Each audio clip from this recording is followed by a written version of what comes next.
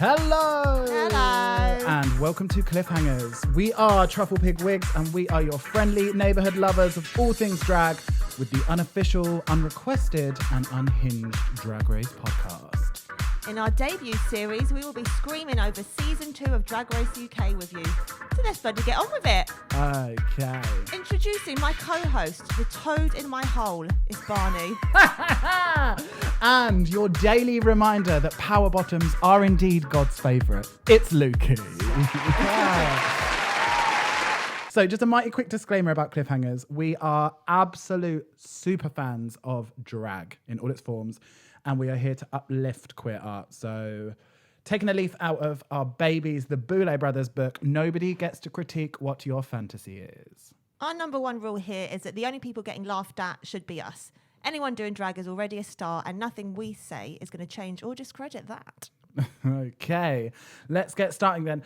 I obviously don't need to say this a million times, but anything that is remotely patriotic makes me feel very uncomfortable. Anything. But judging by how fantastic this season is, every single time it opens, I'm like, rule Britannia. This is the only thing we have proud. We've got to get you a Union Jack Jerry dress, haven't we? Truly. This is the only thing that I could possibly imagine ever being proud of Britain for. Pretty much, Because it is sensational. And literally all of the American queens as well. Everyone is just going absolutely mental for how great it is. Well, good, because I feel like a lot of them were kind of disregarding us from Coming the last for the first season. Yeah. Well, it's because British drag is just so different. I just think they were scared of what they didn't know, weren't they? But now look at it. You're obsessed, aren't you? Can't get enough. Why are you so obsessed with us? Ain't ever gonna get this candy. So it's after the lip sync, and the gals have all come back in to see Cherry's message on the mirror, all about just loving yourself. One thing I absolutely love is they give whoever has to wipe off the message, they give them the tiniest one-ply tissue, and it makes it so dramatic because they have to scrub so hard. And fucking lipstick is waxy as hell. Like, that's going to be really irritating to get off with anything, let alone a little Barbie cleaner. Truly. We'll get into the emotional roller coaster and you can track our journey with Tia Coffee. But I'm not going to lie, she hasn't been in my top faves. But when she was like, Tia was, when she said that Joe was competition and that Cherry was here, I thought, hold a minute.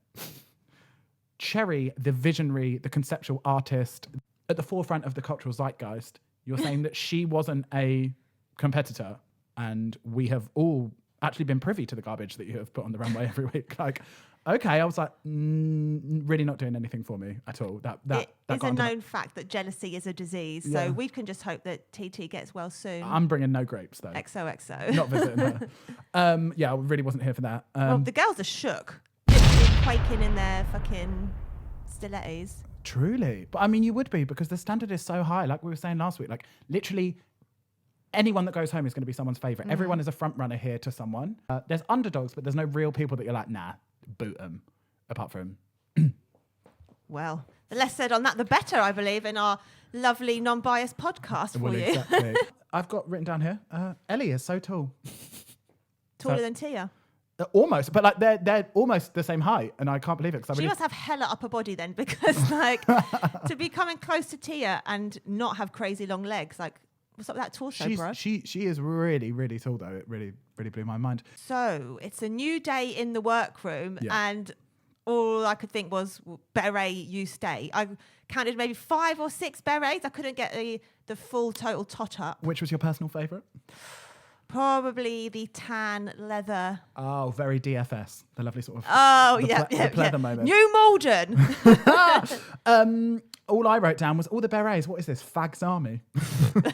A lot of berets. They must have had a sort of a secret meeting before, a little stonecutters meeting, and decided that this was the week for headgear. For sure. I also would like to hit you with a little bit of secret intel. I absolutely had to hit up Ellie Diamond after last week's confusing and tittivating situation with the elf ears. It was blowing our minds, wasn't it? Behind the scenes. And I had to ask her, "What? Please explain why this was never brought up and never mentioned." And would you believe it? Ellie said that they actually both brought elf ears, and just for a little workroom glam. And Ellie popped them on, and then Sister was like, "Oh, hold up, 1 second. I actually brought elf ears with me too." And then they just popped it on, and it was never mentioned again. Both just for workroom. Complete fashion. coincidence. Just for the glam. Not even ever for a main. Nope. Just bought them. Well, just for a little look. There you go. For that lovely Arwen fantasy. I believe. Sure. Absolutely very into it. Look at me, Lord of the Rings references. Okay, so for the mini challenge, we have introduced truly a mini challenge that was invented from the deep, dark recesses of the minds of Luki herself, because I've never met anyone that is so emotionally tied to Limbo and so fantastic. I've actually been at festivals when there's been crowds of people cheering on Luki. Thank you. Undisputed Limbo Queen of the world. As she basically limbos between, like, underneath like 2 Pepsi cans. Like, honestly, the greatest person at Limbo ever. And also being from Carnival Country, Ladbroke Grove, West London, hold tight, inside the wife. I was freaking out at this, losing my mind. It was truly a challenge for you. My first thought was Luki's Drag Race. Firstly that, but secondly, like, it's Limbo. Why are you wearing extravagant headpieces, you fucking Can you believe? donuts? Just like adding another meter onto what is already an impossible task because they're already a meter high up on their heels. Oh, God. Health and safety nightmare.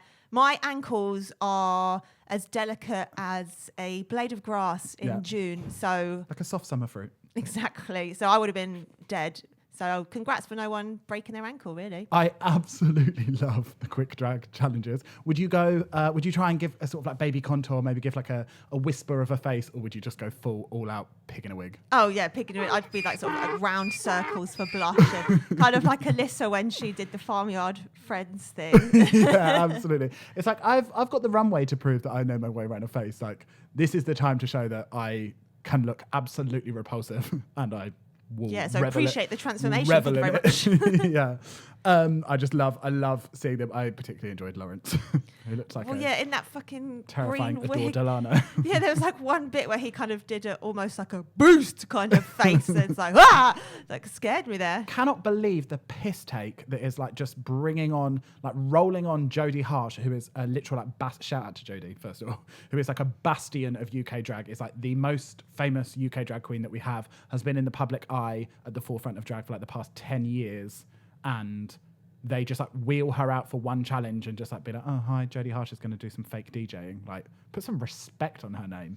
Yeah, I can't believe I didn't pick up on that, actually. Like, to get her all out there, dolled up, she's got the hair on, she's dressed to the right as per. Like, why not make her a judge? What was the reason? Yeah, she should 100% be a judge, like, of all people in the UK. More than Jordan, no offence. But do you remember that in the old, I'm sure I mentioned this the week before, but there was some mention of like Drag Race coming to the UK, and it was going to be Jodie Harsh and Jonathan Ross that were like pegged to it. Oh. I wonder who was doing the pegging. So the hair by Jodie Harsh, I believe that was always Charlie Lamindu, who is a literal hair artist. Hardest. Jodie Hartist. Jodie Harsh's hardest. But I saw on her Insta that was actually recreated by Wig Chapel. So shout out to Wig Chapel, who's now doing that iconic Jodie Harsh hair hat. That's absolutely fantastic. But yeah, I felt very salty that she was just sort of like ushered in as just a little guest appearance. Thanks a lot, you idiot. Very that. Yeah, I just feel like she needs to be given her flowers, and they really didn't. But I feel that maybe RuPaul doesn't want, like, Jodie is so funny and so lovable that I feel like maybe she doesn't want that sunshine taken away from her. She doesn't want another queen in the spotlight. Bold statement. I know. But yeah. I'm here for it, and I stand by it. Yeah. Obsessed with the Sia wig on Bimini. That trying shit like a pyramid of Giza. Do you remember my Sia wig? Yes. I had a lovely one from AliExpress that I left on a night bus. Maybe it's the same one. Well, yeah, it was a bus to Hackney. Bimini, if you found that wig on the number 55 bus, can you please message us? Top deck, probably covered in lipstick. What about when Ginny Lemon just walked through the limbo? Oh. The teeny tiny pocket queen herself. Well, yeah, she's a clever queen, not wearing giant heels to do limbo. My absolute favourite thing about the whole limbo was, if you looked to, I need to find out what his name is. Georgie mentioned him on last week's, but one of the pit crew, who is the absolutely gorgeous one, he was just doing a lovely little gay dance the whole time, just giving you a little sort of couple of rumba hips. Oh, lovely. And he really just looked so happy to be there. It was my absolute highlight. Why is limbo so funny?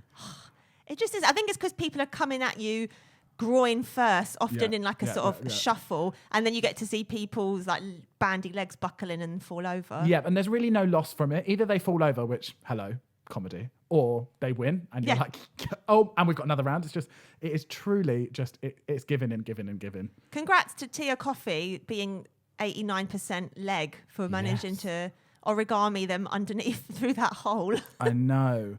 But having seen you literally like shimmy through a letterbox like that, they didn't really get down low enough for me, if I'm honest. Yeah, but I'm in trainers. True. And on mind and body enhancing drugs.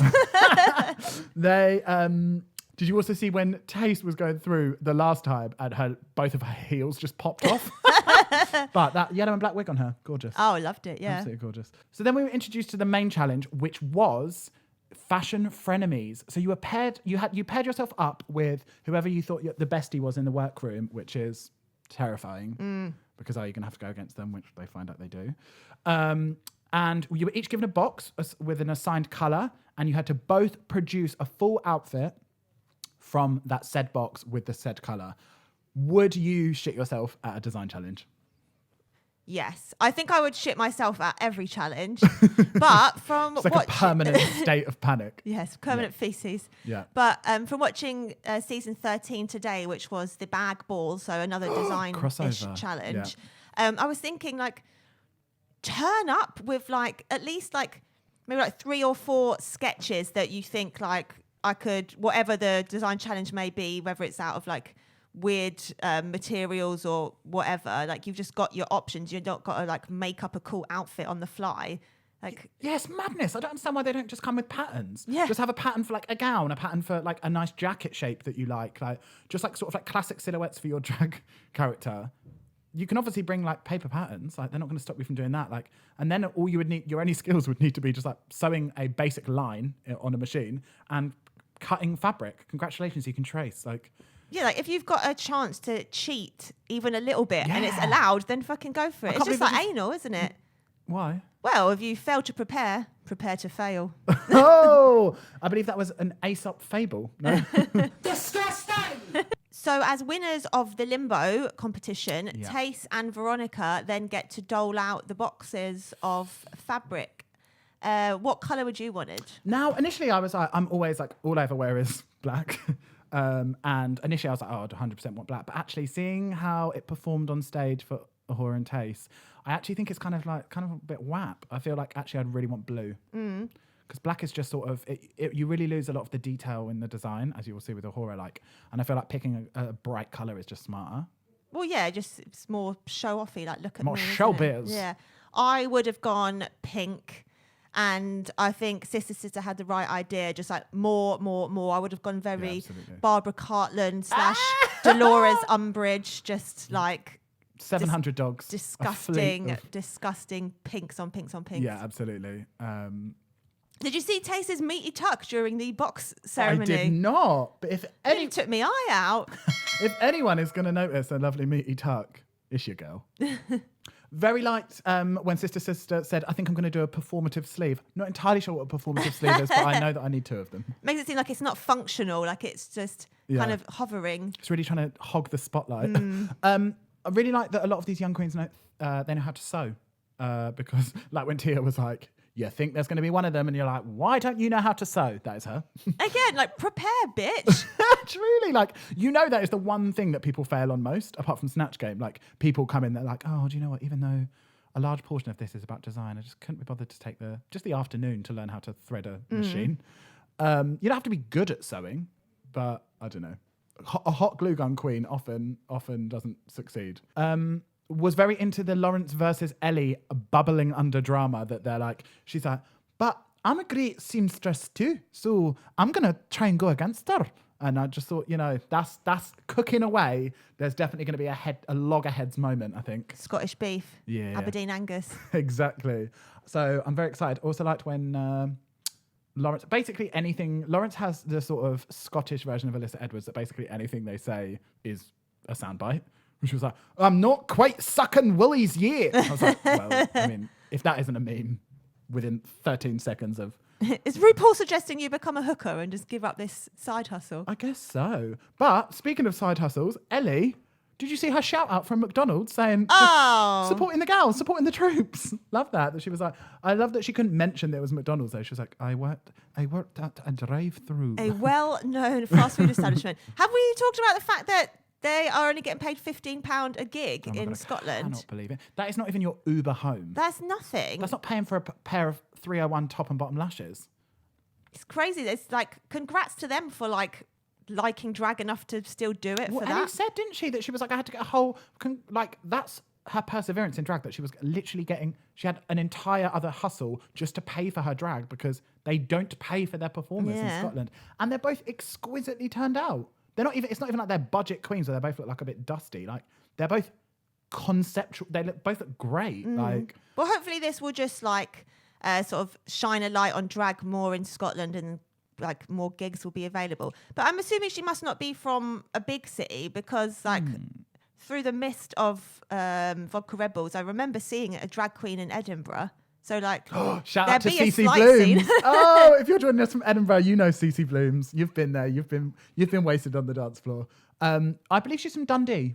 I think. I feel like I read that somewhere. But well, yeah, I cannot comment on the drag scene there, but there obviously needs to be more of it so that the girls I hope it gets CC Bloomin'. To be honest. Excuse me.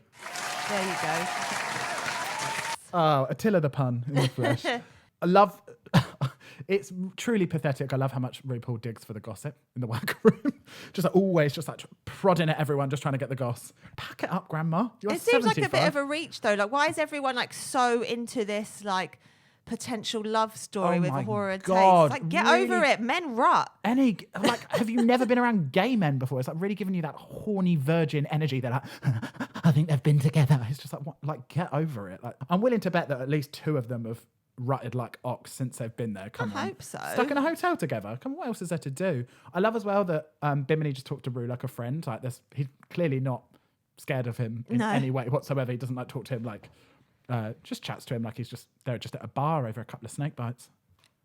Ginny's face when RuPaul kind of threw out the challenge to be sexy, you could just like see just like all of the neurons and stuff just like malfunctioning, like brain melting. Now's the time. We need to get into the Ginny Lemon talk. As Monroe Bergdorf pointed out on Twitter this week, we must protect Ginny Lemon at all costs. Sweet baby angel. To be so beloved by everyone who's seen you or knows you, and to have such like a low opinion of yourself is just... I literally, as this was happening, all I was doing was daydreaming about when I finally, after COVID, see her in London and I can go up to her and smell her hair and hug her and hold her.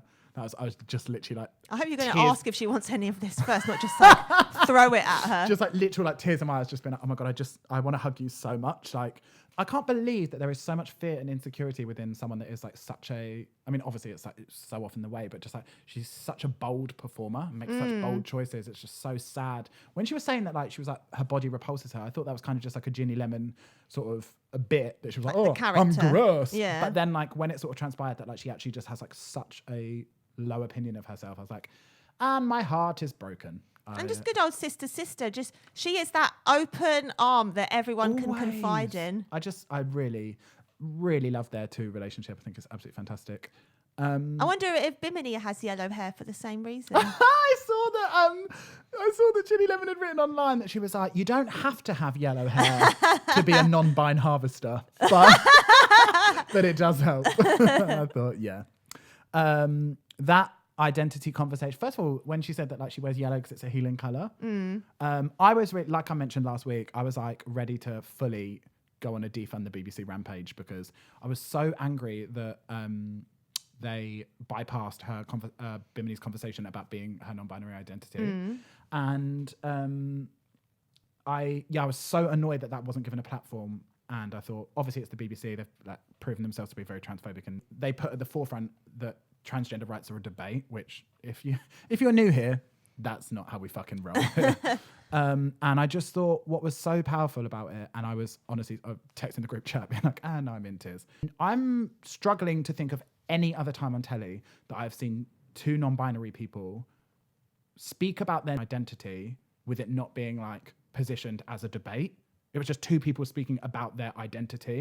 And if you can think, I already saw that there was BBC articles about it and stuff. If you can think the power that would have, like it was, I was so emotional. Like, especially to be like reality as well. Like it's not fiction. It's like these are two real people talking about their real lives. It was like a representation of like actual like contemporary reality of gender identity. And I just thought that there are so many young people that are going to watch that are maybe don't even identify as non-binary yet, but they're like exactly how Ginny Lemon explained, that they were like, that there is a community of people out there that feel that they operate and exist outside of the gender binary, and maybe that's me. And I loved when Bimini said as well, like, it's not new, it's a new term, but it's like, because so many like indigenous cultures have always sort of like recognized that there is like multiple genders. Like it's not black and white. I was going to say, one thing I absolutely loved about it is not only was it this like incredibly progressive conversation with no weight as well, and sometimes their like heart to hearts feel very prompted, like this was so natural. Just the fact that Bimini kind of went over and was like, I heard you were discussing this, but also that they touched on like class as well, and that they spoke about like, as a person growing up in like a working class background, that this was just not something. I just thought there was so many elements to that was going to like touch so many people, and I could honestly go on about this for the whole time. That was like a real moment, I thought. I can't believe it's on the BBC. I can't believe that it's on Drag Race as well, after everything that Drag Race has done to sort of exclude people that are gender non-conforming and trans people from the race itself. But so brilliant that they're having that conversation. We go from one positive to one negative. I need to speak about how boldly Estina stood up and said, "Let me show you the hair that I'm going to put on." And we will get into this later, but not that it has anything to do with the price, but a pack of £2 braiding hair is not hair. It is the ingredients for what might be hair later on. I thought she was joking. That Betty Spaghetti look that you threw on, just like, they are just strings of plastic. So crazy. Yeah, couldn't really believe. And she has a lot of bold opinions for someone who spent 30 seconds making a leotard. Somebody lied to her several times. The cheek, the nerve, the gall, the audacity and the gumption. Where do you think Taste is from? I don't know. We're trying to do more Welsh. And the gumption. There we go. Audacity and the gumption. The gumption. So once Rue's spoken to everyone, she sneakily reveals that the ones who have not worn it best will be up for elimination. Yeah. My stomach actually flipped. But this is what we live for. So before we head onto the runway, we're going to take a very short break and we'll be back with you in a couple of mins.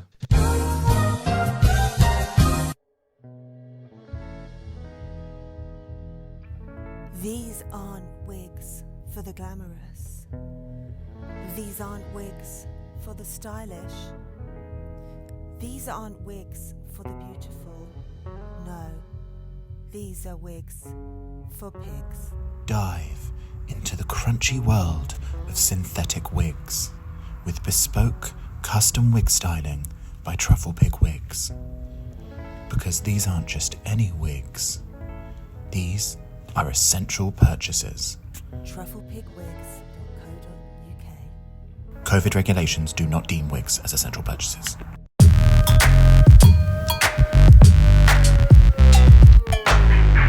We are back and it's elimination day. So first things first, Estina seems to be done already, which, as we know, is the kiss of death. Truly. You're never done. You are sticking accoutrement on there until the end, if nothing else. 100%. If Tyra Sanchez has not taught you anything, you should be hot gluing lace to yourself 15 seconds before you enter that runway. Obsessive Ginny's first time in body, those hard, high tits. I nearly spat my drink out. That meme as well of her lovely nipples hanging out the bottom of the tits in the corset, I just thought, oh, that's truly that needs to be on some merch straight away, doesn't it? But can you believe, never, first time in body? That seems wild. Okay, we are introduced to the main stage, and I've put, my first thing is Rue's dress is very quinceañera. Oh, I loved how tacky it was. Yeah, and she was really glowing as well. That raven face is truly so much like central light on it. I think it's actually disgusting, the living conditions that RuPaul was forced to be in. Like breathing with that teeny tiny nose. Like, is that allowed? Is it even possible? What the hell? Can you believe it? She's got a tiny Voldemort nose. Gasping for air. How did you feel about Michelle's little Latin dancer curls that she was giving you? I did think that, but I'm not sure of her entire background. She may have an abuela out there. That's why I went for rather than baby hairs. I was like, they are very like the drawn-on dancer curls that they give the little baby Latin dancers. That's what I thought. Rather than she's just continually going to be appropriating every single hairstyle possible. It's like next week, box braids. I loved to see Jordan Dunn. I know you're going to have something to say because I could feel it, but I just didn't want to say it out loud about her presence. Did you, yes or no, find everything that she said to be very basic? I didn't really pay attention to it, so I think maybe you're projecting your thoughts onto me as per. Oh, I was just a bit worried that you were going to come on and be like, because I love her so much, but it was very sort of like, yes, queen. Like, I think it was when she killed it for me when she was like, I was getting Beyonce. I was like, you are lost.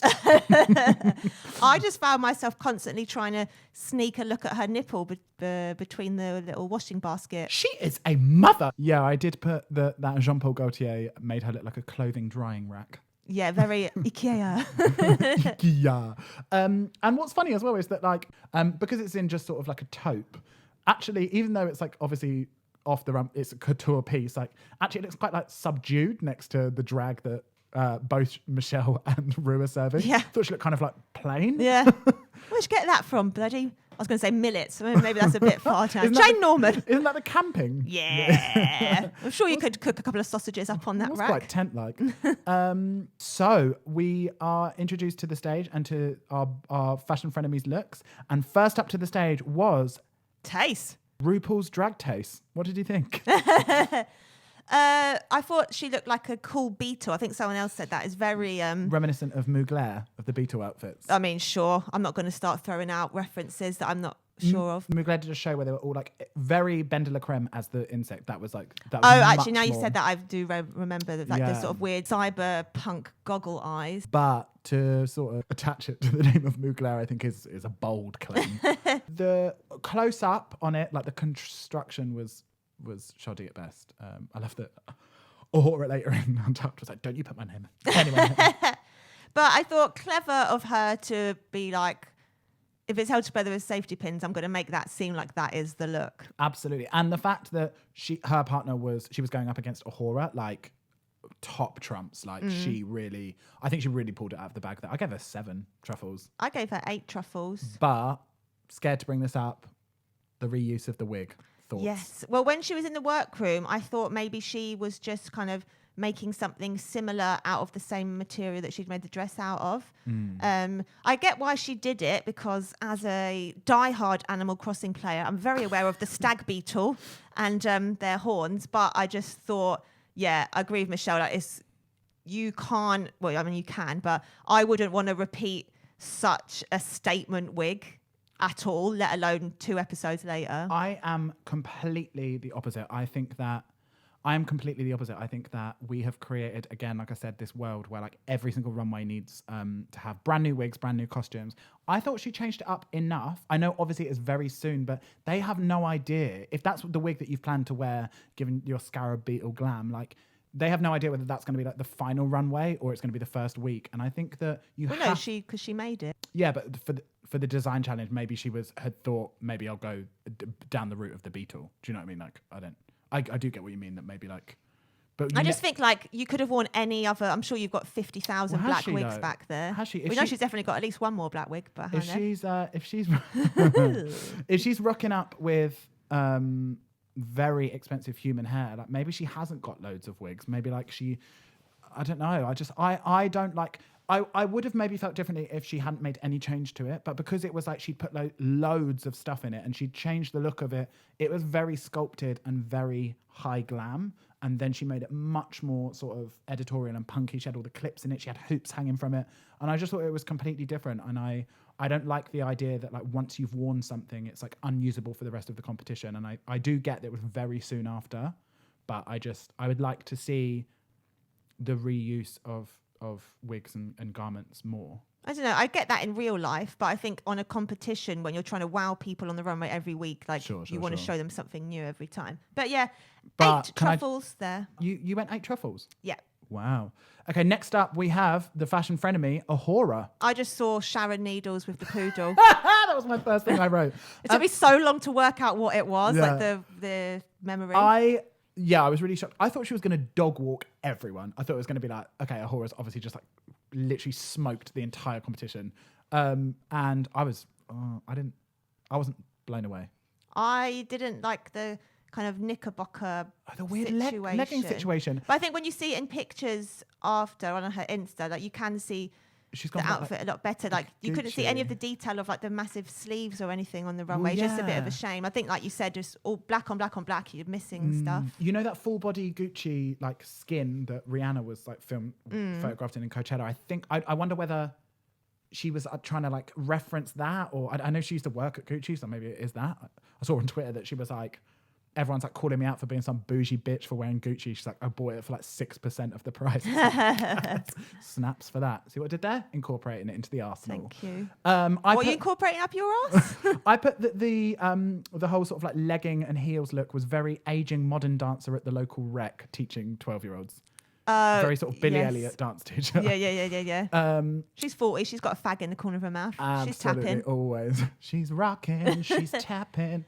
Yeah. So I just thought, if you're a designer, this is really. I've seen anyone that follows Ahura. You've seen she's making gowns. Like everything she makes has like gorgeous construction on it.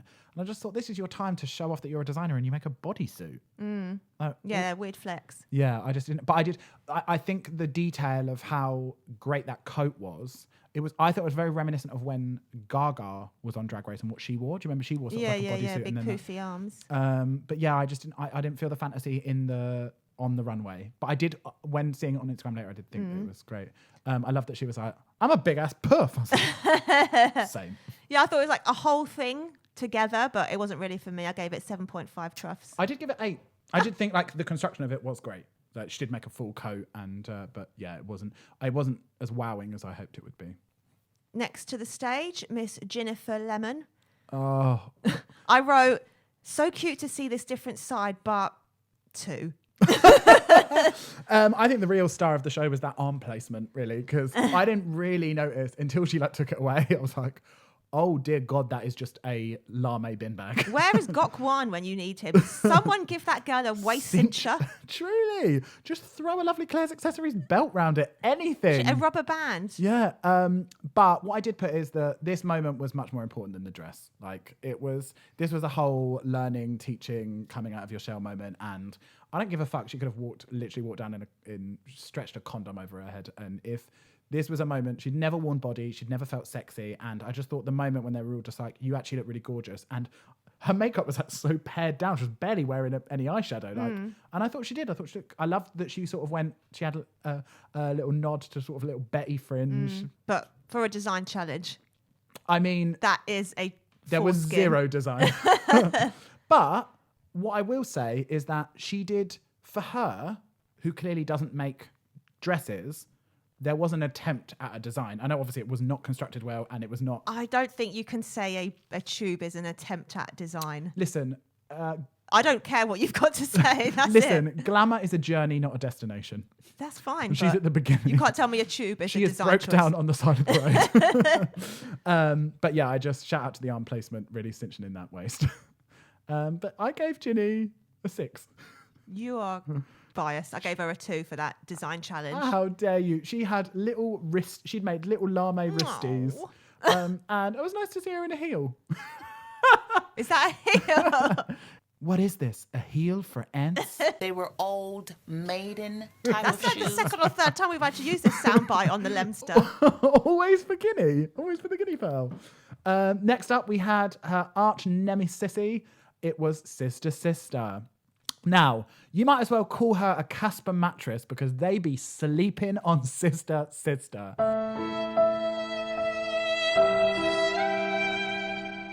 I'm furious. I just love her so much. I can't believe it's just every single thing that she presents to the runway, every single time that she flourishes, they just completely ignore her. It's really starting to grind my gears. Calm down, you don't have to roosh. Loved the detail of the ruche trouser. Loved the long sleeve detail when she put her arms out. Like it was such a smart design. And there Can was I tell you what I didn't like? The face. The navy belt. Loved the face. Oh, good. It's like, why are you throwing a navy belt on? Because she had the light blue face. I loved Yeah, but the go colour light story of blue it then. all. It's like keep it pastels. It okay. just like it was almost black. I had to pause it and double check. It was very reminiscent of the Moschino when they were all doing that sort of like Martian housewife thing. I really, really liked it. But to be honest, the painted face thing, I do think they have to pick their spots of it on Drag Race because it's been quite a few times by different people. And obviously we've just seen it with Blair St. Clair and All Stars. But I think that needs to be normalised though, because it's not just like a weird one-off thing. Like that's what I bitches was be going out to here say. doing it. That's what I was going to say. This painted face thing I think is always done in reference to the Moschino look, which is this like Martian housewife, Stepford wife thing, very sort of like 60s bubble flip hair. But Sister, obviously ahead of the curve, ahead of her time, not serving you that at all. And I just love her. Honestly, I could go on about her for so long. But it's really, really starting to fuck me off how they never celebrate her. I don't get it. Sometimes your faves have got to just coast safe and then just come out with the claws at the And end. again, her face. So the light that she'd put on her face in her drag, she looked so soft and so. She's gorgeous. Sister, we love you. Then next up we had Veronica. How many truffles? Oh, I gave her 8. Me too. I nearly went 9, honestly. In fact, I'm going to give her 9. Fuck it. Rules are out the window. Then next up we have, no, it's not J-Lo in that fucking dress again. It's Veronica Green. When I saw her sketch, I was like, Yes, bitch. that looks gorgeous. Like sort of real like hourglass underneath, but then like some sort of edging. And then I was just like, oh, are you like, that looks like a primary school project. Absolutely. It looked like when I was in Carnival as a mermaid at like age 4. And subtle flux there. Yeah, of course. And I just thought, it was, and the fact that she was like, this is lined, I was like, probably should have wasted less time lining it and just making it nice. I didn't actually check who did her wig because I didn't like it. I really don't like it, Kath. I actually think that Veronica Green does a lot of her own hair, I think, and that was it. It was very simple. It was I quite. didn't notice it. It was just a bit whirligig for me. Yeah, it reminded me of some that kind of like awkward sort of early 2000s when it was like very quiff heavy and people were just very that. new ways to wear the quiff. I found The only way to wear it really is not. Oh, just bug off! it was a little bit boy body, reminiscent of Serena Chacha. Oh, out. It was just, my first note is it was just all a bit off, everything about it.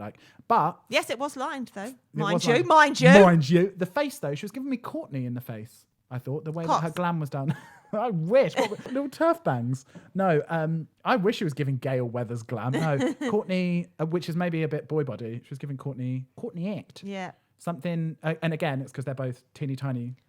Actually, I feel like I can twins. see Courtney in like a weird kind of purple bikini with like a sarong type skirt. Absolutely, vibe. absolutely. So yeah, sort of very like giving, that. again, like a bejeweled J-Lo knockoff. Sure. I gave, unfortunately, Veronica 5. Snap. And then next up, we have the fashion killer herself. It's Miss Tia. Looking like a primary school production of Grease. I put taste level on 0.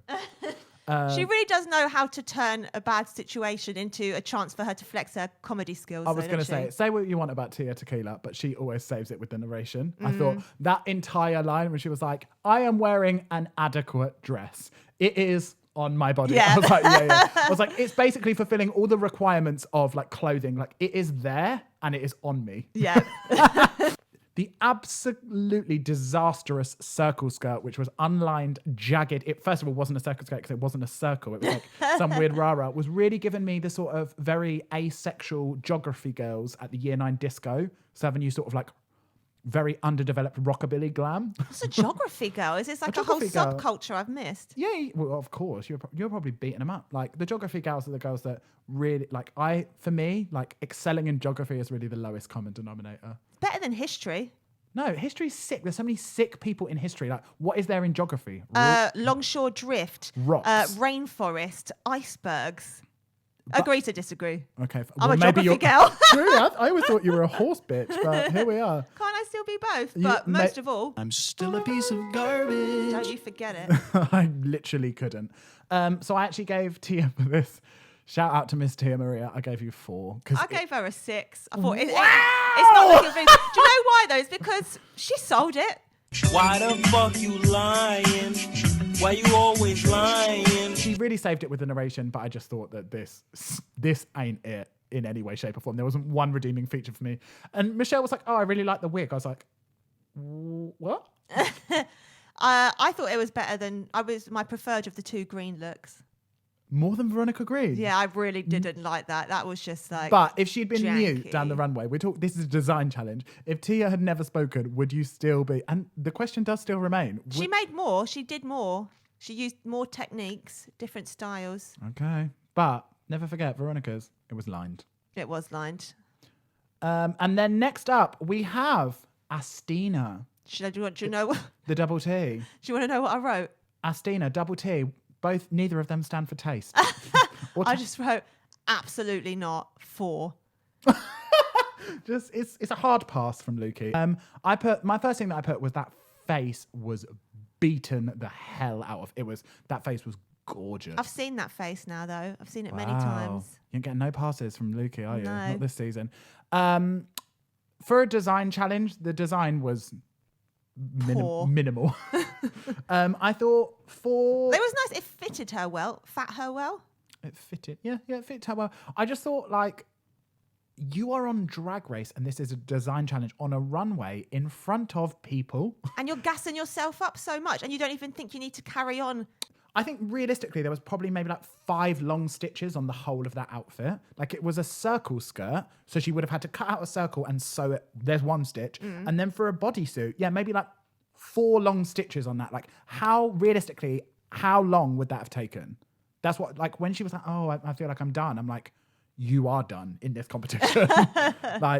And then them being like, oh, you're serving legs. I was like, absolutely phenomenal body. But like, this is a design challenge. You can't be serving body in a design challenge. Like, loved as well that Jordan, I feel like I have to say Jordan every time, was kind of like, oh my God, look at those legs. And then Astina was like, everyone just sees me as a body part. It's like, really regretting that compliment now, aren't you? But also as well, like, they're going to have to see you as a body part when like you're literally just wearing like dark blue leotard. Like. Yeah. And if that's as like anime as you can go, like. I really need to drum this point in, especially when she came down the runway and you could see that like the braiding hair was like not actually even attached to her hair properly. No, just like kind of balanced with a scrunchie. Yeah, it was just like, that was a crazy choice for me. I was actually in shock. Like you would at least, I would at least plait it, because braiding hair it's not hair. It doesn't like, it's just strands of plastic, and not in the way that like a synthetic wig is. It's like, it's not meant, it bunches up as you see in the lip sync later. It mats, it bunches up. It doesn't like flow through the air properly. Like, so you would at least just plait it and have 2 it's like lighter bunches. than air, isn't it? Yeah. Yeah. It's just like, I can't believe no one called you can't her out comb on that. it. You can't comb braiding hair. It was disappointing. It was. So, 4 truffles from me. What did you say? 4? Yeah. Wow, you are going in. I did 6, which I'm now going to move down to 5. Now you see my look at you. Now that we've spoken about it, I'm like, if there was 5 stitches on the outfit, you can have 5 truffles. And then next up, we have Her Royal Highness Bimini Bon Boulash. Bimini Bon Boulash. My first thing that I put is like, Astina, you really went on the runway and said, I'm sorry, Bimini, but I wore it better, having seen what Bimini came out with. Yeah. I mean... Now, Mr. Reference, you might be able to help me here. Yes. This was really, really reminding me of something. My guess was kind of like 2000s Galliano. Galliano by Dior, that was it. Yeah, and Pat McGrath. Well, the Pat kind McGrath of like makeup. 20s, 30s hair and makeup. Yeah, absolutely. There's like a really, there's a Pat reference that goes around all the time that's of that, like, it's one of 2 things. She did a spread for Italian Vogue that has like Lily Donaldson. I think it has Cara Delevingne in, and it's like Belle Epoque 1930s that she did with Guido, with the legendary Guido, and it's the legendary Guido, that Paulie D.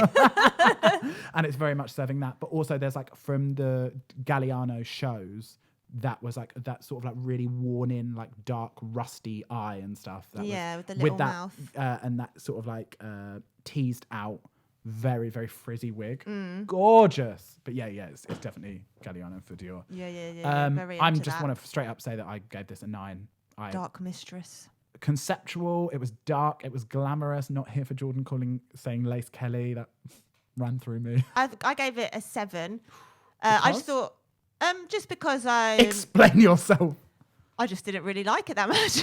But I liked I liked seeing a different side of Bimini, like a lot more of a sort of dark boudoir mistress rather than a kind of like pink stripper, which I do love. but maybe that's why. It's nice to see her so nuanced.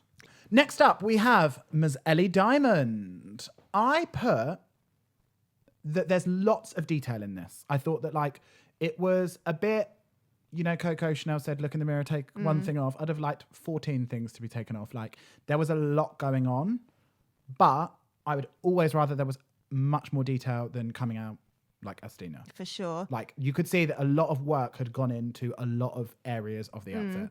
And there was like real design to it. I was very much a fan of the gusset ruffles. Yes, you love a gusset ruffle, don't you? I would have personally gone for a completely different colour hair. I didn't really like the sort of like muted brown. I didn't like the colour of the hair. I can't really remember it, so it can't have been. Yeah, it was just very muted, sort of natural girl hair. And I thought if it's gold, I would have either loved to see like a very, again, Galliano for Dior, like sprayed gold hair. Because she was having that sort of like French Revolution, Marie Antoinette, like big hair with the side rolls and stuff. To be debated. Why TBD? Because I didn't think that. I literally thought she looks like a pirate pantomime, and then that's what they both said. Yeah. Well, that was the reference, regardless of how well she executed that. That was what she was going for. Did she let them eat cake? I don't. They had crumbs. But I did put that there was lots of detail, but too much detail. I gave her a 7. I gave her a 6. Okay. And then next up, we have her Scottish sister herself, Miss Lawrence Cheney. This was very controversial for some of our friends, this whole Wasn't thing. it? On the group chat, it was popping the fuck off. Although, Let me tell you, can I just say there is no unwarranted opinion rather than a straight girl that has never even looked at a sewing machine telling you about the construction of a garment, as our group chat proves. I thought you were talking about me then. It's like, how dare you? I have a child sewing machine from John Lewis at home. We both know our way around to an electronic noodle. When he turned the corner, I just was kind of like, finally, no, there is a well-made outfit and a well-thought-out outfit. I thought she looked like a kind of 40s jazz singer. Like it wasn't like 40s jazz singer. I think that's what I'm thinking of in Archer. One of the people dresses like that. Sure. But yeah, I just thought like it's not for me. It's not OTT, but it just looks like that's an actual garment with an actual like point of reference. My first note was if a mother of the bride at a gypsy wedding in Latvia fucked Darien Lake. Like what? Bit confusing. We'll never understand that. There was something about when Darien Lake came in that sort of like weird silver thing with the big shoulders. Yeah. And they were like, that is mother of the bride. Like, yeah. But then it also had sort of like a very like Eastern European... with the gold. Yeah. And I put that it was ugly, but well constructed. Sure. I could put my hand on the Bible and say... Wouldn't you burn? I'd swear to the court that those hips have told no lies Absolutely. in their entire life. They were swanging like a fucking grandfather clock. I'm glad someone gave a Mae West reference as well, because she wants to come up and fuck you in the ass sometimes. I've got PTSD from penetration. I loved I don't just have a gold finger, I have a gold fist. I was like, fisting talk on the BBC? Yes. Just got to assume they don't understand. Yeah, absolutely. They're like, oh, he's got five times the amount of gold fingers. That's the shit I do like, though. We need more fisting talk on the BBC. Coriander truffle. I put 7. I did 7.5. 7.5. You love a half number, didn't you? I'm on the fence. I can't. 8 seems too much. That's 75%. The only one that I was a bit on the fence about is like I equally hated Veronica Green and Tia Kofi's. Like I think they were both. It was a bad day for the Greens, wasn't it? Yeah. It was really just not hitting on any scale, really. And the winner is announced to be Lawrence. At this point, I was just like, whatever. Like, I disagree with you every week. I'm just going to take it on the chin now, like a good girl in a toilet. Rue just don't give a fuck. He's like, I love Lawrence Cheney. Get into it or like get out. Yeah, like, literally. But I did think that when he was like, thank you so much, it seemed so humble and from the heart. Do you not think that like Lawrence was like, thank you so much. Like it means so much. Do you know what? I couldn't picture it, but now you've just put that twang on. Like it's like I'm rewatching it. It's like he's in the room. The spirit of the big LC. I thought Sister or Taste had my favourite look if I was to choose a winner. Yeah, I would say definitely my favourite was Sister, 100%. And it was last week as well. So I thought Taste was literally only in the bottom because they thought the construction of a horrors was good. Like I really thought that like if Taste had been against anyone else, she would have won. Like she wasn't really in the bottom. Yeah, and maybe the wig thing came into it as well. And when they came up to Ginny, like I just thought she looked so vulnerable and delicate and so like she looked almost angelic in that crazy lame mental outfit. I really liked her kind of almost like a halo eye, but with no top, Yeah. just kind of like pink on the left and right. What about when Michelle to Tia was like, oh, I really don't want you to look cheap, saying that while sitting there in like a leopard print spandex dress. How dare you? Leopard print is the highest. Serving you Tia Coffee's opening look. The spiel that she gave to RuPaul though and to Michelle, like it just saved her. Like I'm 100% sure that is why they kept her. Spoiler, they keep her. Ru is obsessed with mentioning that Tia Coffee is sample size. It's mentioned 3 times. Like, she's got the same body as you, Jordan. It's like... Who was it whose nose she was obsessed with? She like sort of mentioned it every week. Like, oh, your nose is looking great. I mean, like, maybe like a couple of seasons Probably ago. not Magnolia Crawford. Probably Shout out to the not. swordfish. But what I did notice is when they zoomed in on Tia Coffee, her eyebrows are fucking mental. Like she literally has like, you know, like when people dye their eyebrows and they just put like the wet dye on and they've just got like a shape, like a big thick brown slug of dye. It looks like that. Astina was really ice cold when they were speaking to her. I thought they was like, she's really not like giving much, but I knew I could feel that she was going to break because they mentioned disappointment like 3 times with her. And I thought that you can't, when Ru finally said it, he was like, that's what's so disappointing. I was like, that's going to cut through anyone. Like, yeah, that's a knife in the heart.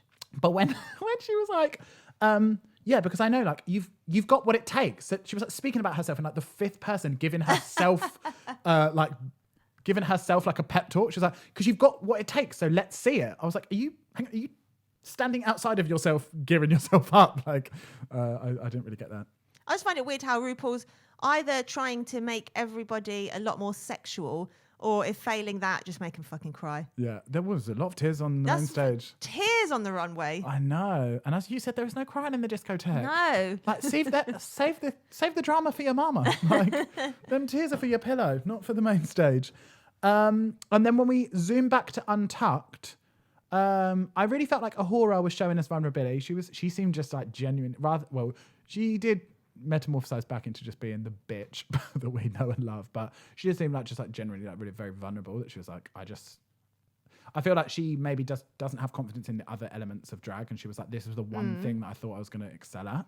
I just thought, why can't Lawrence be a gracious winner? Like, obviously, if you're the front runner for a particular challenge or week and everyone's telling you you're going to win and then you don't win, like, you're going to feel shit. You don't need the winner to then be like, oh, like, weren't you meant to win this? Wow. Also, I love that they're just like, oh, Ahura's so harsh. It's like, it's just her opinion. I'm completely with Ahura. It's like, Cherry Valentine has gone. Joe Black has gone. Like, she doesn't see a star in Tia Coffee, and she's like, I want her to, like, I'd like her to go because people that I feel are better than her have left. Like, it is harsh to hear, but it is just her opinion. The sort of like Veronica Green, like positioning as being like, no, that's not true. It's like, if she believes it, it is true. I thought she was saying like, that's not fair rather than it's not She was true. like, you're saying that she doesn't deserve to be here. It's like, I don't think that compared to the others, she deserves to be here. Like, that is just my opinion. Yes, that's what I'm saying. Yeah. I love that every single queen, when Tia got very emotional, was just like, oh, I'm just getting in my own way. It's like, you're in a competition. Like, who else would be getting in your way? Like, at this point, I would just like, it just means Tia, nothing. Yeah, the Tia can just gracefully bow out of the competition and just stay on as a commentator. That's what I would like. Absolutely, sort of just like match of the day. Oh, am I hetero? Excuse me. So I grew up in a house of men. Yeah, just like sort of like, just like her sat there with a mic, just like sort of like commenting on just like what's going on. Just like roving reporter. Yeah, absolutely. I've put also Bimini, I'm in love with you. Why are you so kind? Like, just like when she again, like, her and sister are 2 queens that I'm coming away just being like, oh, I need to be mates with you. Just like Bimini just seems so kind and lovely this whole episode. Just like a real queen for the people. Maybe she'll do some yoga classes when she gets out if she's not too busy being a world famous. Yeah. But yeah, when Astina was like, you should be frightened, I did think for the girl Tia, I was like, yeah, you should be. She looked it as well. ... We'll find out. Let's head to the main stage and find out whether she should be scared. Did you notice that she said, bring back my ghettos in reference to space ghettos? Yeah. Yeah, absolutely fine. Hilarious. I thought Jordan had a very good point in that with Astina's outfit, it just didn't tell you anything about her. And I thought that's the nail on the head. Like, it's just like bland, could be anyone. Nothing. What is this? It was literally like it could have been a Wimbledon outfit. I also think as well, like, even though it was the fashion equivalent of a steaming pile of dog shit, I thought that Ginny did take a risk because she doesn't wear anything not that it was particularly form-fitting, but she doesn't wear anything that is the body? She doesn't wear anything that is feminine like that. And for her, going down that runway, she did take a risk, even though the execution was obviously piss poor. I feel like there was no risk taken in what Astina wore. Like she was just, I don't think a risk was part of the challenge. I know, but like Ginny was like at least stepping outside of herself. I'm sure she could have made a lovely 60s smock. Could have worn a caftan down the runway as is more the silhouette that we're more used to with Ginny. But like she at least did step outside of herself and take the challenge that Rue was like, I'd like to see you sexy. And that was her version of sexy. And now Rue's given her the follow-up challenge. She wants her to create a personality for this new character. 100%. So when Astina, how did you feel when she was like, if you want a lip sync, I'll give you a lip sync? Did you feel like empty words, was that served for you? I felt like, well, fucking come on then, please, madame. And I'm still waiting, TBH. Do you know what my main gripe with this lip sync was? Is that Astina just, when she performs, I've got two gripes actually. I'll start with my first one. Numero uno. She doesn't seem like she's having fun. No. There's no sense of joy in it, I don't feel. And then the second one, this is a common thing that you've heard me complain about this before.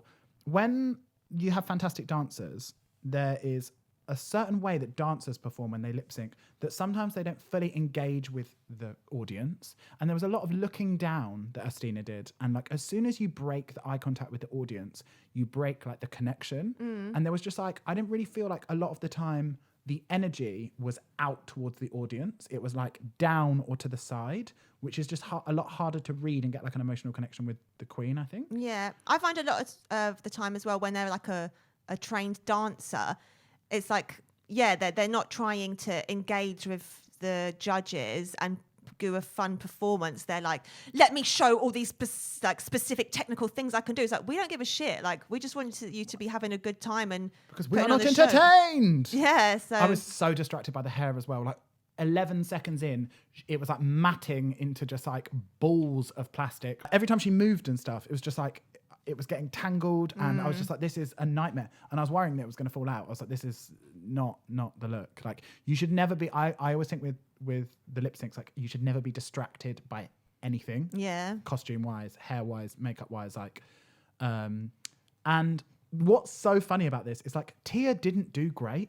She didn't like serve up a lip sync that was like really challenged how good a performer Astina was. It was just like Astina just did a little bit worse than her, but like I didn't think Tia was good really at all. But no, the thing that sung it for Tia is that she was having a good time, and if she you're having a good time, then everyone else is having a good time. She really gave drama as well, didn't she? The first two lip syncs were both so like exciting, and then it seemed a bit just disappointing, this one. But everyone seems super gooped that Tia was staying. I think again, like maybe from the back, like I just obviously Astina like has really she holds a lot of confidence within herself. And you believe that, like you believe that she's meant to be there, and I really like Astina. And I also thought as well, like we mentioned, having seen her, that I was like, she's gonna kill it. And yeah, I was really disappointed. But I don't think with this season particularly, it is any like bad representation on you going out early, because Not like at all. this is it's just like you were in it, you were part of it, you're one of the gals. I saw on that Joe Black is already doing a solo show, and that will sell out. Like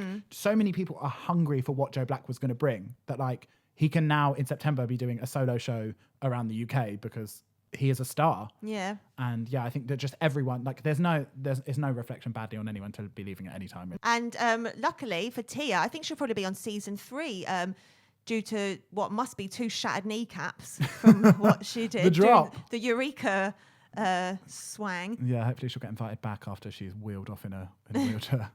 So the winner of the lip sync is Tia Coffee. By a stretch. The faces on everyone. The gaggery, the goopery. Oh, I mean, I was shocked too. I was I stand by it. I do think that Tia did better than Astina. Yeah, I was like rooting for her by the end. I was like, if she doesn't win, then this is fucking madness. But I was shocked. I think the shock just came from that Astina didn't go hard. Yeah.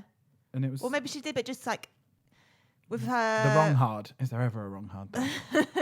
Yes, there is. Every boner is a blessing. I didn't like when she said to Tia, like, well done, I'm proud of you. I thought, Hang on, you've just lost. She's just beat you. What, you don't need to be condescending to her. Yeah, there was a little element of that, wasn't there? Just sort of like a star thinks that you did really well. Yeah. But gotta say, left how she came in. Rude. Yeah, absolutely fantastic. Best leaving sentence so far. Mm. And yeah, just I am sad to see her go, but luckily we live in London and we get to see her perform 100 million times. And see you soon, bitch. I think also as well, like she did herself absolutely no harm on the show. Like she came in, she was gorgeous, and I think she will just go up and up and up from her performance on the show. Yeah, I hope so. So let's talk season 3 Dreamcast. Let me just say a really, very quick addendum that like this is our Dreamcast. Like a lot of the people that we mentioned probably have no interest of ever going on Drag Race, and this is just our selfish Dreamcast of like we'd love to see just more of these gorgeous drag artists rather than I want them to be world famous. Yeah, rather than them thinking that Drag Race would elevate their career in any way. Who is your season 3 Dreamcast? My season 3 Dreamcast this week would be Barb's. Oh, you can find her on Insta, barbs.co.uk, I believe. And she's just hilarious and gorge. And I say no more, really. Go check her out. Absolutely. I'm 100% back that. She's Bimini's roommate as well. So if you follow Bimini, you might see footage of her nude from time to time, which is always nice. Good. For me, in honour of all the gender non-conforming excellence that we have seen this week, my Dreamcast is the fantastic Charity Case. Love Charity Case. Oh, I know. Now, their shape-shifting drag really defines any constraints whatsoever. It's often got sort of like a horror element to it. If you don't follow, you need to go to @CharityCase. I refuse to believe that if you're listening to this podcast and you found us on the internet that you have not come across. It's Case with a K, right? Case with a K. Charity, Kase. And they've just had their Vogue Extreme Beauty. I saw on Insta. Which I'm yet to see, but I'm so excited. That is the first thing I'm going to watch after we do this. Yeah, absolutely killer. And they've also just finished 200 Days of Daily Drag, where they have turned out an exceptional conceptual drag look every single day for the past 200 days. And they are phenomenal. So please go check them out. They'd be great in Dragula. Yeah. Oh, yeah. Maybe we'll be doing Dragula. Dragula. Yes, watch this space. Watch the space for us screaming over Dragula as well. Now, Barney. Yes. May I ask you your rose and thorn of the week? Oh, I wish you would. Okay, so my rose, this is probably very obvious to you, but after being so up in arms about the BBC possibly cutting out Bimini talking about their non-binary identity, it was just this moment. I thought this is just I'm going to be talking about this in 5 years down the line. Like this was a landmark historic moment for two non-binary people to be talking about their experience and not have fucking Piers Morgan shouting over them saying, I don't think you should have access to your jobs or healthcare. Like I just thought it was just fucking gorgeous. What was your rose? Well, on the flippant side, mine was Limbo. Bloody loved it, didn't I? Highbrow, lowbrow. What about your thorn of the week? Ugh, the bloody lip sync song. I get it. People seem to like Dua Lipa. But it's like, her songs are not for drag queens to perform in. It's the third time. Do I need to remind you of Gothy Kendall and Vinegar Strokes doing it? Simone managed to do it the other week because she's just Simone and amazing. Listen, the girls... But no one is really shining to Dua Lipa songs. The girls love Dua Peep. Get into it. She ain't right for a lip sync. She is. I'll tell you what she is right for. A lovely Boohoo advert, though. Exactly. Yeah. Thank you. That's where she belongs. That's how I see her. My thorn of the week was, and this is going to start to pick up some heat from me. I feel it. Sister, stop just letting her looks skate under the radar. Like, she is a star. If I'm saying this next week, she is a star. If I'm saying this next week, shit is going to hit the fan because I'm getting pressed. Like, we need to start worshipping at the altar of sister because I can't have her not getting her flowers like this. We'll just start sending hate mail to Rupaul. Yeah. Shit in the post. We'll go down to Pinewood ourselves. I love we just accepted it's at Pinewood. Yeah. Now we need to talk about one last thing that we are introducing. One more feature of Top and Bottom. Top and Bottom. This is called the Zinger and the Minger of the week, and we're talking wigs. As Truffle Pig Wigs, we feel like we are allowed to, for some reason, comment on people's wigs. And we're going to give the one zinger and the one minger of the week. I'm going to start with my zinger, and my zinger was the construction of Ellie's runway wig. I just really love the Rococo sort of like big wig. I just loved it. But like I did say, I would like it in a different colour. It would have been gorgeous in like a pastel, even like a pastel yellow or something. Like it just. But that was my top. That was my top wig, and also a legendary shout out as well to actual like Rupaul's wig because the texture of that was gorgeous. I loved how Ru looked this week. My wig zinger was Lawrence Chaney's Platinum Blonde updo. Oh yeah, that is very you actually. I'm not really an updo queen myself, but that was again, like, it was giving you real sort of like mother of the bride. Yeah, it glam. just was nicely styled, I thought. Lawrence Chaney did the wig herself, the updo. There you go. She often does do the hair herself, which I like. And what was your minger of the week? Do I need to say? I have an idea who it might be, but you say it. Astina Mandela. I mean, and her bargain bin. To even call it a wig is such a. I mean, that was mine as well, but to even call it a wig is a stretch. Like that was not a wig. It was just elements of what could be a wig in with some time and effort. Yeah. And I feel like there was another worse wig that I. Veronica's I didn't care for. You didn't care for Veronica. But I don't really want to say that in case it was one of our fellow stylists. Yeah, but I think if you said VG does a lot of her own wigs, then I think she can take that on the chin. Take it on the chin, honey. I've got one more thing to add. Please. Just very excited by Gottmik and Simone from season 13. Oh, imagine if we were doing both seasons back to back. I literally couldn't. We don't have a day off as it is at the moment, so we'd have to start getting in extra days. But shout out to the Truffle Pig Wig customers who are keeping us literally 7 days a week so busy that we are going to scream and cry. I think that is wrapping up of episode 3. So we will see you next week for episode 4, a very exciting Morning Glory chat show. Love the chat shows, so I'm very excited about that. Once again, if you have anything to say or you want to discuss what we've discussed or just a little shout out. Yeah, just get a shout out just on the send pod. us a message through Insta or anything. Hit us up and we will shout you out. We love ya. We love Drag Race. We like each other sometimes. And we're out. See ya. Bye. Peace.